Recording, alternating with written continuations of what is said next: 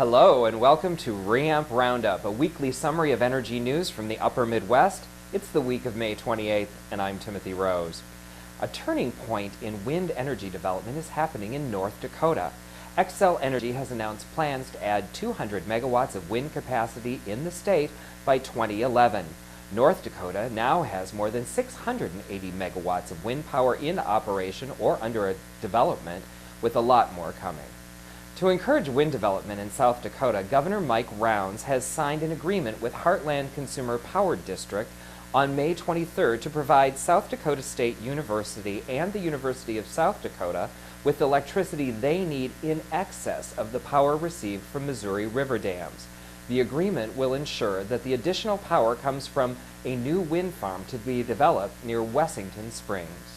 In Wisconsin, Governor Doyle's $30 million renewable energy grant program was booted out of the budget by a joint finance committee last week. The program would have furthered the effort to create more green energy in Wisconsin. Representatives of the committee say it was due to a tight budget. Continuing with gubernatorial news, last week in Iowa, Governor Chet Culver signed a $100 million Power Fund policy bill aimed to keep Iowa at the forefront of the renewable energy industry. The fund will allocate $25 million over the next 4 years to pay for various energy projects and was cheered by many energy activists.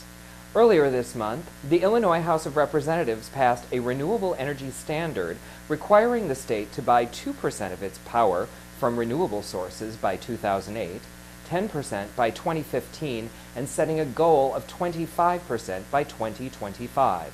The 103-12 vote puts Illinois in a strong position to take advantage of the environmental benefits and economic potential that renewable energy offers in the state. And finally, Minnesota lawmakers adjourned the 2007 legislative session at midnight, May 21st, having passed some of the most ambitious energy and environmental bills in the country. A renewable energy standard with 25% of the state's energy coming from renewable sources by 2020, and a Next Generation Energy Act of 2007, which includes the Global Warming Mitigation Act, the Demand Efficiency Act, and the Community-Based Energy Development Act of 2007 are just some of their accomplishments. This week on RoundUp, from all of us, thank you for being with us, and join us next week.